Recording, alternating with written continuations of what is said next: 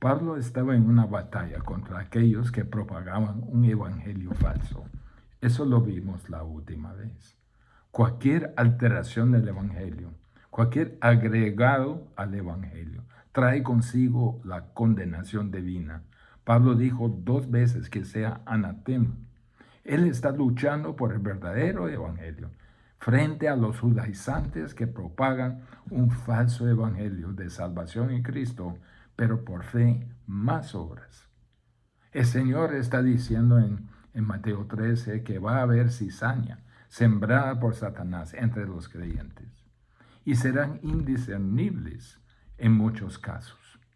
Nuestro Señor dice que la iglesia va a estar poblada por verdaderos creyentes y falsos creyentes, lo que significa que habrá personas que creen en el verdadero evangelio y personas que creen una mentira, que creen en un falso evangelio.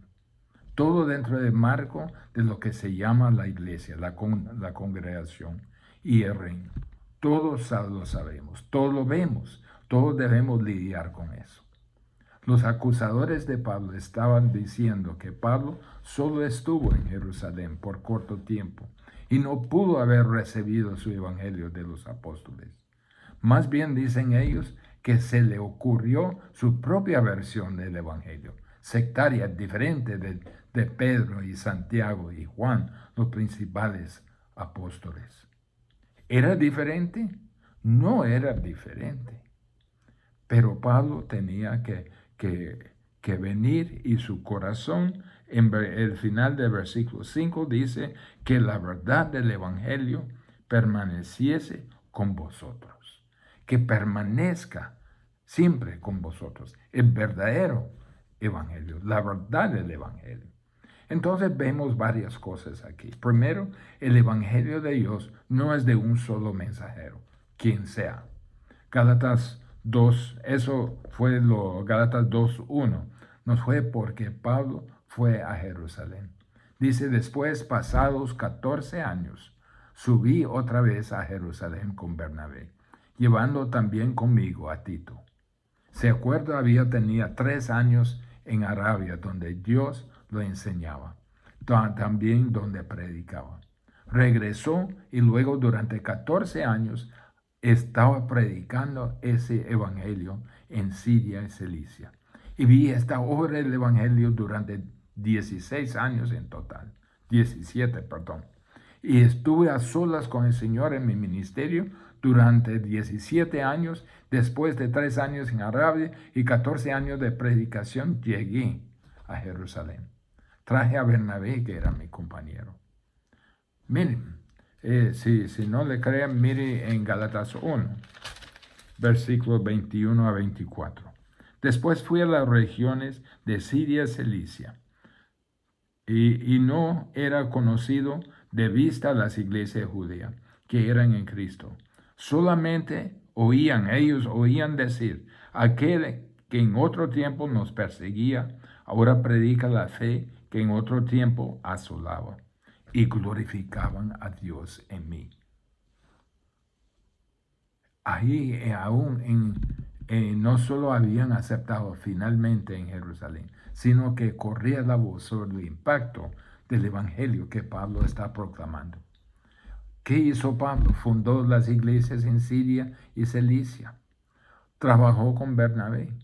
Se fundó una iglesia en Antioquía, la segunda iglesia, Antioquía en Siria. Hechos 11:12 habla de la misión de socorro que en el momento de la muerte de Herodes Agripa, en el año 44 después de Cristo, cuando acompañaba a Bernabé, trajeron alivio a los creyentes azotados por el hambre en Jerusalén y Judea. Luego regresó a Antioquía, y cuando regresó a Antioquía emprendió su primer viaje misionero. Regresó de ese primer viaje misionero y permaneció en Antioquía. Finalmente hace este viaje a Jerusalén, como 14 años después, con solo una breve entrega de algunos bienes para ayudar a los santos. Con solo una breve entrega de algunos bienes para ayudar a los santos ahí. Ahora bien, ¿Qué viaje a Jerusalén es este de que estamos hablando en Gálatas? Es el que se registra en Hechos 15. Pablo está en Siria y Cilicia. Vayamos a- a Hechos 15 a ver lo que dice. En Hechos 15:1, algunos hombres bajaron de Judea y comenzaron a enseñar a los hermanos: si no os circuncidáis según la costumbre de Moisés, no podéis ser salvos.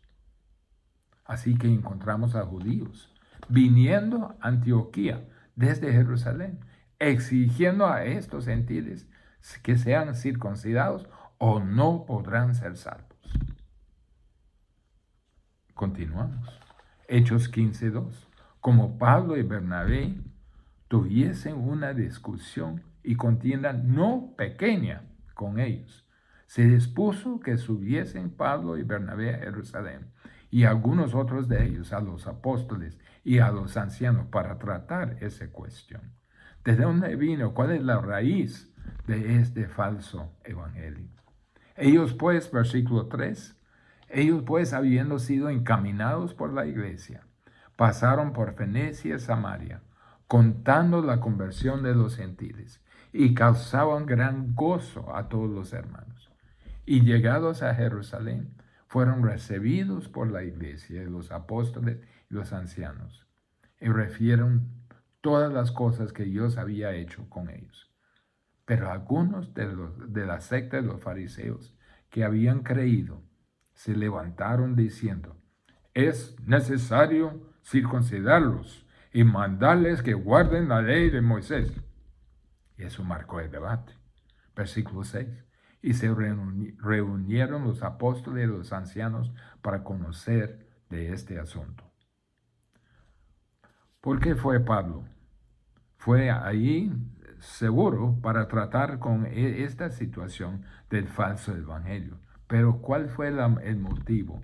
¿Quién lo impulsó? Él estuvo en pleno ministerio en Siria y Cilicia. Pero dice en versículo 2 de Gálatas 2, pero subí según una revelación. Todavía está recibiendo revelación directa. Recibió revelación directa en el camino a Damasco. Recibió revelación directa en la casa de Ananías. Recibió revelación directa a los 3 años en Arabia. Él ha estado recibiendo revelación directa del Señor durante los 14 años que su proclamación del Evangelio. Y esa es la razón por la que va a Jerusalén. Porque esto es una amenaza al Evangelio. Pablo no está cuestionando su Evangelio. Está siendo enviado ahí por Dios. Es posible que la revelación le haya llegado primero al Pablo. Es posible que haya llegado a los líderes de la iglesia con Pablo colectivamente, pero todos están de acuerdo que hay que enviarlo a Jerusalén. Y así es como operó el Espíritu Santo. Así que recibe esta revelación. La iglesia la afirma y se dirige a Jerusalén para ayudarlos con esta terrible situación. Tomen en cuenta que ellos no tenían la palabra de Dios escrita. Lo estaban escuchando en la boca de Pablo y a los apóstoles. ¿Y qué hizo Pablo al llegar? Mire, versículo 2 otra vez.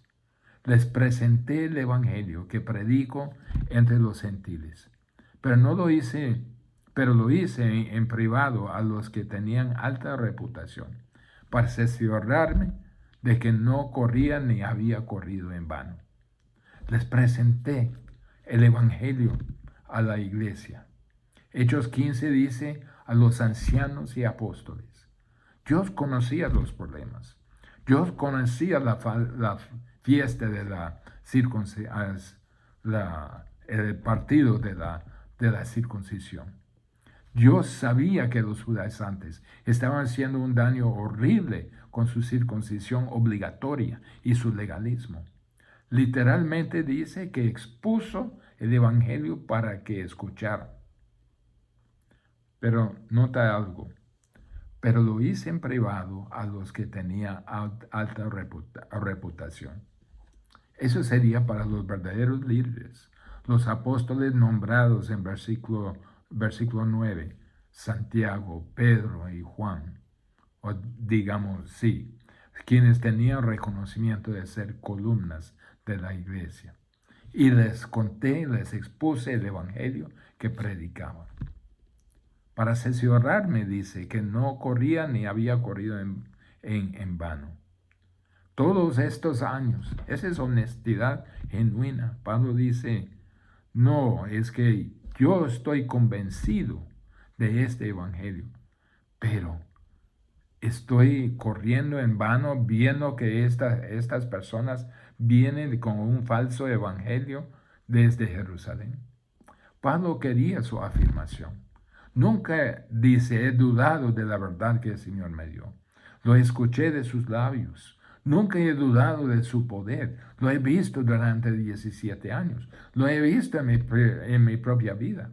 De otra manera, ¿puedes explicarme a mí? Conozco el poder del Evangelio. Conozco su poder. Pero quiero una afirmación de los apóstoles. Quiero que sepan que no es solo que yo lo recibí del Señor, sino que los apóstoles lo confirmaron y que ellos habían recibido el mismo evangelio. Quiero que sepan que es el mismo evangelio que predicamos. En esto tenemos una ilustración viviente. Gálatas 2:3. Dice, mas ni aún Tito, que estaba conmigo, con todo y ser griego, fue obligado a circuncidarse. Tito, una ilustración viviente. Aquí tenemos un gentil vivo, redimido, morado por el Espíritu, que no ha sido circuncidado y que no ha sido obligado a conformarse a las tradiciones o las ceremonias mosaicas. ¿Qué harían los apóstoles con él? Si decían Tito debe ser circuncidado, entonces los judaizantes ganaban. Si los apóstoles judíos en Jerusalén no requerían que este gentil fuera circuncidado, entonces ¿cómo podrían los judaizantes exigirlo en todo el mundo gentil? Los apóstoles Jacobo, Pedro y Juan estaban de acuerdo con la posición de Pablo y Bernabé. Ninguna circuncisión es necesario para la salvación. Ningún rito, ningún ritual, ninguna ceremonia externa. El gentil es salvo exactamente igual que el judío a través de la fe sin las obras o aparte de las obras. Y esto dice en versículo 4, fue por causa de los falsos hermanos introducidos secretamente que se habían infiltrado para espiar la libertad que tenemos en Cristo Jesús, a fin de someternos a esclavitud. Mire, fíjese en esto. Dice, introducidos secretamente, y también que se habían infiltrado. Ambos fueron traídos y se colaron, traídos por Satanás. Se infiltraron ellos mismos bajo el disfraz de ser creyentes en Jesucristo. Vinieron a corromper la verdad, entraron a sembrar cizaña. Y ven, era como entrar secretamente. ¿Para qué? Para espiar la libertad que tenemos en Cristo, a fin de someternos a esclavitud. Entraron para atacar la libertad como un camino a la salvación, la libertad de la ley como un instrumento condenatorio por el cual seremos castigados para siempre, la libertad de las tradiciones judías, la libertad de las obras como un medio de salvación. No somos esclavizados por esto. Tenemos libertad en Cristo. Mire, hermanos, es imposible ser legalista y ser cristiano. Es imposible creer que tienes que hacer algo que contribuya a su salvación, al mismo tiempo ser cristiano. Si piensa que tu moralidad, su religiosidad, su bautismo o cualquier otra cosa que sea contribuye a tu salvación o es en alguna parte necesaria para la salvación, usted no es cristiano. Usted no puede ser cristiano. A los cuales, versículo 5, ni por un momento cedimos para no someternos a fin de que la verdad del Evangelio permanezca en vosotros o con vosotros, dice. Mi oración, mi deseo, que en todo lo que decimos el resultado sea que la verdad del Evangelio permanezca con ustedes. La verdad del Evangelio permanecerá con ustedes, porque este es el único mensaje de salvación. Por esto estoy diciendo que el Evangelio de Dios no es de un solo mensajero. No se fije en los mensajeros, fíjese en la verdad.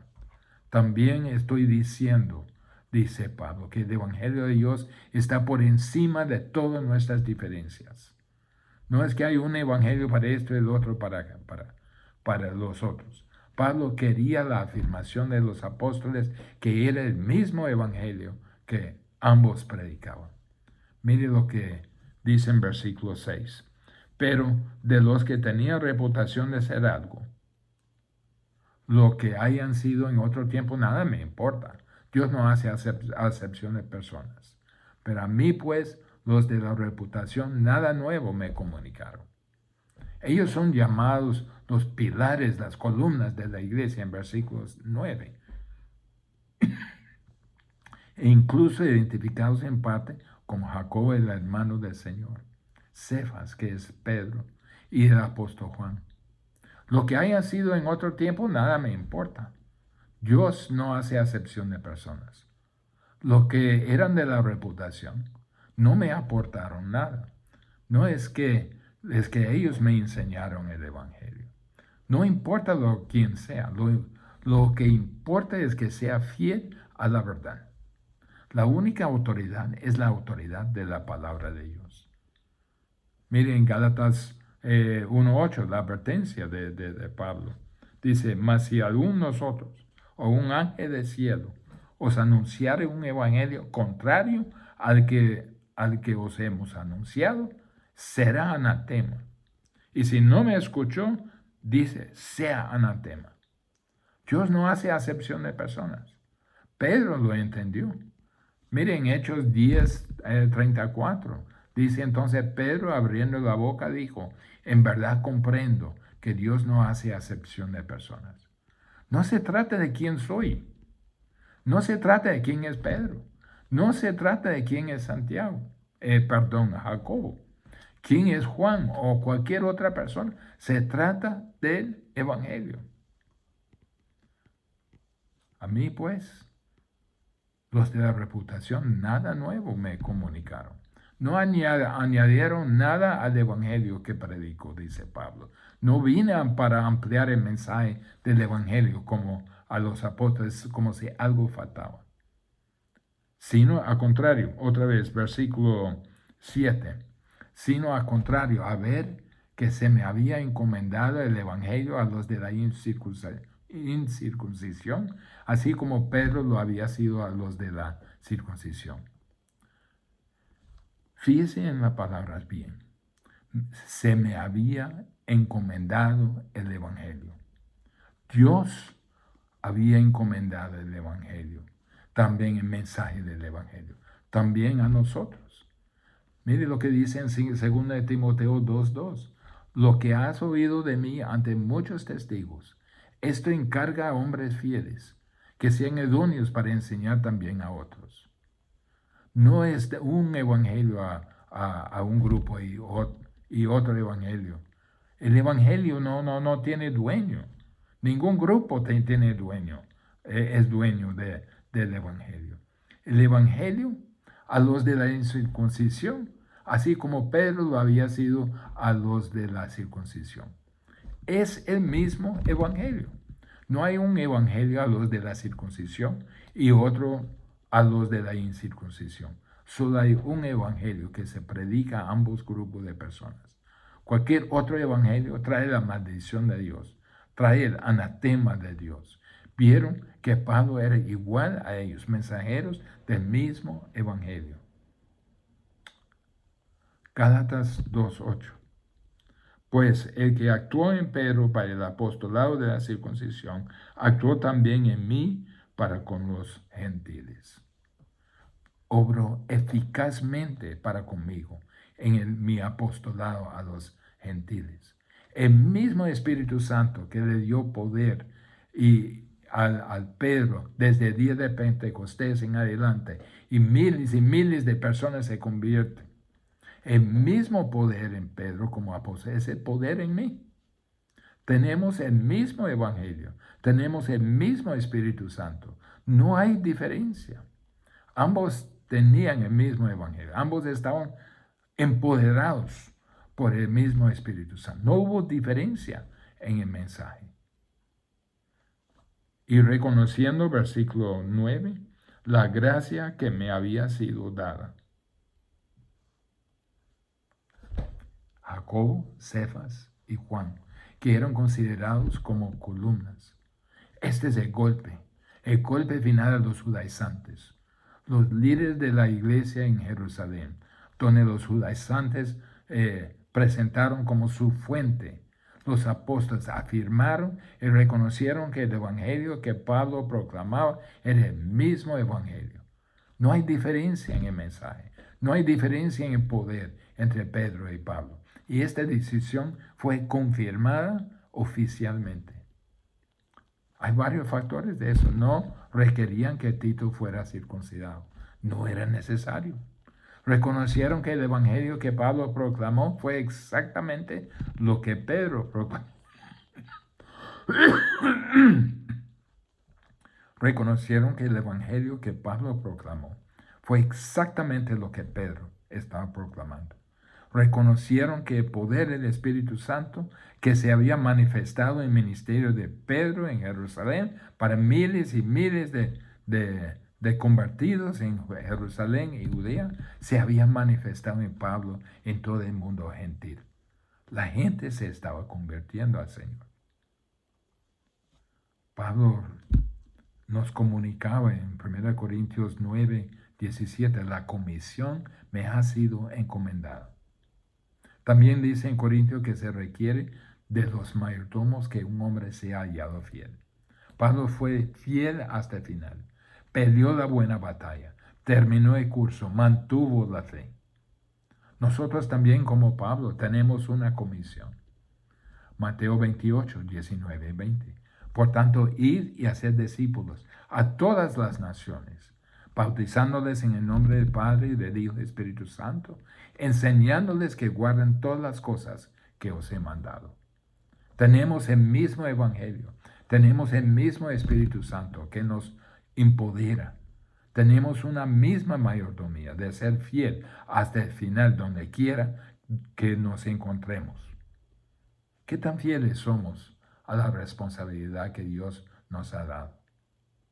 Dice aquí, quisiera enfatizar eso reconociendo la gracia. Todo es por causa de la gracia de Dios. Fue la gracia la que lo llamó a ser apóstol. Fue la gracia la que le enseñó durante 3 años. Fue la gracia la que le dio poder. Fue la gracia la que produjo los resultados. Todo es por gracia. Si algo sucede como resultado de cualquier cosa que hayamos dicho en cualquier lugar, en cualquier momento a lo largo de nuestra vida, no es por nosotros. Es por la gracia que se nos ha dado. Solo la gracia de Dios explica la difusión del evangelio. Solo la gracia de Dios explica la fundación y crecimiento de las congregaciones de creyentes. Solo la gracia de Dios explica el poder de la palabra de Dios para transformar vidas. Es la gracia que toca almas de las personas. Es desde el cielo que se produce todo cambio. El evangelio no es de un solo mensajero.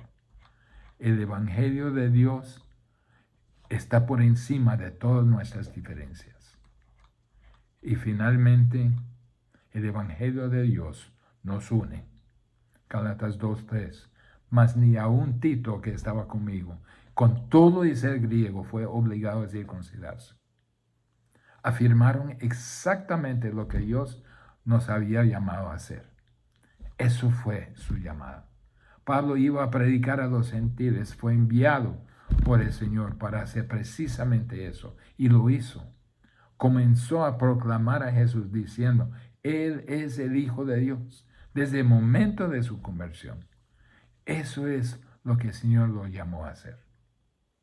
Mire lo que dicen Hechos 9, 15 y 16. El Señor le dijo, ve a Ananías, ve porque instrumento escogido me es este, para llevar mi nombre en presencia de los gentiles y de reyes y de los hijos de Israel, porque yo le mostraré cuánto le es necesario padecer por mi nombre. Su comisión es dada, y los líderes de Jerusalén lo vuelven a reconocer, lo avalaron oficialmente, para que regrese al llamado que el Señor le había dado. Terminamos con una petición de los apóstoles a Pablo. Gálatas 2:10. Solamente nos pidieron que nos acordásemos de los pobres, lo cual también procuré con diligencia hacer. Solamente nos pidieron. Y si usted estudia la misma cosa que Pablo estaba ansioso por hacer, y si usted estudia la vida de Pablo, él constantemente lo hizo en su ministerio. Eso era cierto en la iglesia primitiva. Tenía todas las cosas en común. Cuando alguien tenía una necesidad, alguien vendía algo, capítulo 2 de Hechos, y lo distribuían a aquellos que tenían necesidad. Al principio del libro de Hechos, en capítulo 6, había viudas que no tenían suficiente para vivir. Había personas designadas para asegurarse de que las personas que tenían más que era suficiente pudieron conseguirlo a las personas que no tenían suficiente. Y estaban ministrando a los santos. Y cuando dice, acuérdate de los pobres, se refiere a los santos pobres. ¿Por qué había tantos santos pobres en Jerusalén? En el día de Pentecostés hubo literalmente cientos de miles de judíos que vinieron de todo el mundo mediterráneo de regreso a Jerusalén para la celebración de la Pascua. Eran peregrinos ahí. Ahí se convirtieron. Terminaron quedándose porque no había otra congregación en ninguna parte del mundo que los ayudaba a crecer en su vida. Tenían que ser atendidos por la gente de Jerusalén.